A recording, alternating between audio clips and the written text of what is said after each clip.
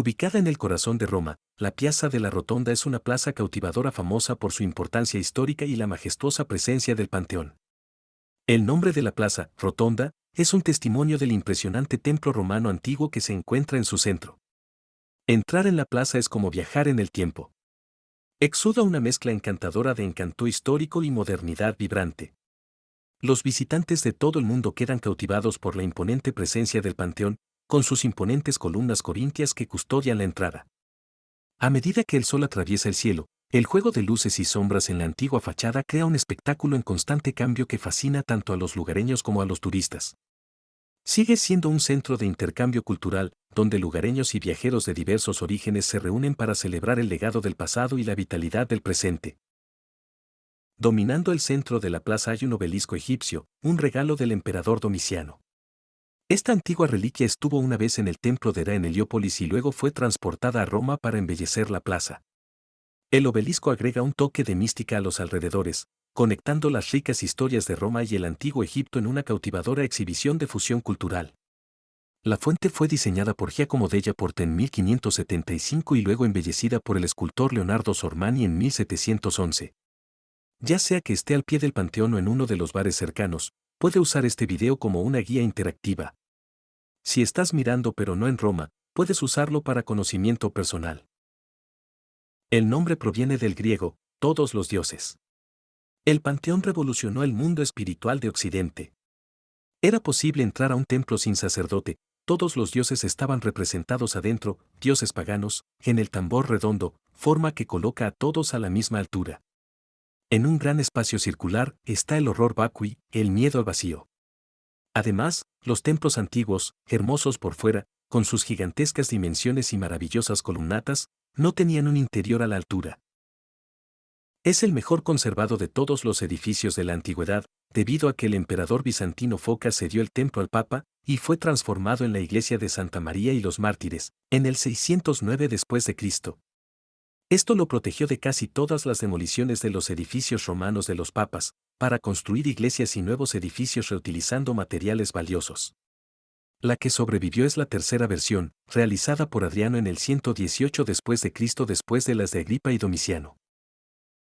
La inscripción Marco Egripe, hijo de Lucio, cónsul por tercera vez, hizo, en la fachada sugiere que Marco Egripe lo hizo. La inscripción es probablemente del 27 DC, año en el que Marco Egripe fue cónsul, pero en realidad el cónsul hizo una versión que luego fue destruida. Nacido para ser un templo pagano, solía ser de madera y los grandes incendios y terremotos de la ciudad no lo perdonaron. Adriano hizo la última versión del panteón en el año 118 DC y se lo dedicó, creando un templo estable, sostenido por 3 filas de 16 columnas de granito, la segunda y la tercera en granito rosa extraído de Egipto, en un solo bloque monolítico. Las estatuas de bronce deberían haber sido visibles en el triángulo de la fachada. Entre las pocas cosas que faltan, los bronces fueron tomados por la familia Barberini para los interiores de la Basílica de San Pedro. Un dicho romano dice, lo que no hicieron los bárbaros, lo hicieron los Barberini. Ingrese a la puerta de hierro de 7 metros, para ver la escedra central semicircular y los muchos nichos y edículos que fueron ocupados por estatutos de divinidades, el dodecateón, las 12 divinidades celestiales. El mármol del suelo, aún sorprendentemente coloreado, es el mismo sobre el que caminó Adriano hace casi 2000 años. El altar central se encuentra donde una vez estuvo la estatua de Marte, dios de la guerra, desde donde partía el Campus Martius. Ahora hay un altar cristiano donde todavía se sirve misa hoy. La arquitectura del panteón también crea interesantes efectos acústicos. La forma circular del interior y la forma en que el sonido se refleja en la cúpula contribuyen a una experiencia acústica única. Los visitantes a menudo comentan sobre la impresionante calidad del sonido y cómo incluso un susurro se puede escuchar claramente desde el otro lado de la rotonda. Al entrar, encontrarás tumbas. Observando a su derecha, está la tumba de Vittorio Manguela II. Padre de la patria recita la tumba frente a ti, y de hecho, cuando nació Italia en 1861, el rey del nuevo reino era Vittorio Manguela II. Gobernante del reino de Cerdeña, que incluía Cerdeña y Piamonte, para este segundo a pesar de ser el primer rey del nuevo estado que ayudó a fundar. De hecho, Italia nació con las guerras del Risorgimento, después de siglos en los que la península estuvo dividida en muchos pequeños estados. El rey de la familia Saboya, junto con los ciudadanos en rebelión contra sus soberanos y el célebre general Giuseppe Garibaldi, ganó la guerra contra los otros estados y le dio al nuevo estado el antepasado de la Constitución italiana, el Estatuto Albertino otorgado a los súbditos del Reino de Cerdeña por su antecesor Carlos Alberto de Saboya. Roma estaba bajo el reinado papal, el estado del Papa Rey, y fue la última en caer. Fue anexada recién en 1870, el 20 de septiembre, cuando los soldados entraron por la famosa brecha de Portapià, la muralla de la ciudad. Italia se reunió bajo el reino de la familia Saboya en 1861 y siguió siendo una monarquía hasta el referéndum de 1948 cuando los ciudadanos italianos eligieron la república. Por otro lado, encontrarás 3 tumbas más. 2 tumbas, una más grande y otra más pequeña. La tumba más grande alberga los restos de Humberto I, el segundo rey de Italia. El rey Humberto I fue un rey poco querido y fue el instigador de la famosa masacre de Babe Beccaris, llamada así por el general que llevó a cabo la orden, una masacre de campesinos que se manifestaban porque tenían hambre. Y fue precisamente para vengar a los campesinos que, en 1901, el anarquista Gaetano Bresci puso fin a su vida. La tumba más pequeña, en cambio, es la de su esposa, la querida Regina Margherita, en homenaje a la que los pizzeros napolitanos crearon una pizza con los colores de la bandera italiana, el verde de la albahaca, el blanco de la mozzarella y el rojo del tomate. Y pronto se convirtió en la pizza más famosa del mundo.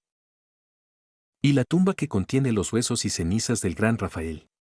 Durante años desaparecieron misteriosamente las huellas del entierro del maestro Dervino, que desapareció a los 37 años y ya estaba seguro de dónde quería ser enterrado. Justo en el panteón, a los pies de la Madonna del Sasso, esculpida por su alumno, Lorenzetto. Los restos fueron encontrados, y luego escondidos, en un sarcófago romano del siglo I después de Cristo donado por el Papa Gregorio XVI. A diferencia de otros artistas, Rafael era aristócrata, vivía en los mejores palacios romanos y podía permitirse el lujo de elegir tan preciado entierro. Su amigo, el cardenal Pietro Bembo, escribió como epitafio: aquí yace Rafael, de él, cuando vivía, la naturaleza temía ser derrotada, ahora que está muerto, teme morir. La cúpula se fundió de una sola pieza en un enorme molde de madera. Su diámetro es de 43,30 metros, la cúpula de construcción maciza más ancha jamás levantada. Es el prototipo más grande, ya que fue construido en tiempos paganos, por lo tanto antes de las iglesias romanas, de todas las iglesias occidentales. Las proporciones contribuyen a la magia arquitectónica lograda en solo 7 años. La distancia desde el suelo hasta la cúspide de la cúpula es idéntica al diámetro, cabría perfectamente en una esfera de 43 metros. Está decorado con 5 hileras concéntricas de arcas, que se van achicando progresivamente a medida que se acercan. La construcción en travertino, ladrillos y encima piedra volcánica, capas de material cada vez más ligeras de abajo hacia arriba, confiere una extraordinaria estabilidad al templo. En la práctica, cada capa inferior es mucho más pesada que la superior, una obra maestra de ingeniería. Hay una abertura circular, el óculo, en la parte superior. El óculo no solo permite la entrada de luz y aire, e incluso lluvia, en el edificio, sino que también ha sido la musa de leyendas fascinantes. Se decía que permitía hablar directamente mirando a los dioses o que era el agujero del que Dios agarraba a los demonios. Como a los romanos les encantaba hacer, detrás de la creación del óculo había un estudio preciso de la luz. De hecho, la abertura estaba diseñada para que el 21 de abril, día del equinoccio de primavera, la luz estuviera exactamente en el centro del portal. La luz pasaba por el portal tocando el techo, las arcas o casi tocando el centro del pavimento. El primer día de primavera, además de observar la perfecta colocación de la luz, desde el óculo se lanzan pétalos que simulan una lluvia floral de considerable impacto visual. En la parte trasera del panteón encontrarás un lugar singular. Un templo dentro de un templo. Es la Basílica de Neptuno, o al menos lo que queda de ella. Fue construido por Agripa, al igual que la primera versión del Panteón, en el año 25 después de Cristo, para potenciar sus victorias navales y reconstruido por Adriano, al igual que el Panteón, tras el gran incendio del 79 DC. Lo que queda es parte del pórtico, llamado de los Argonautas.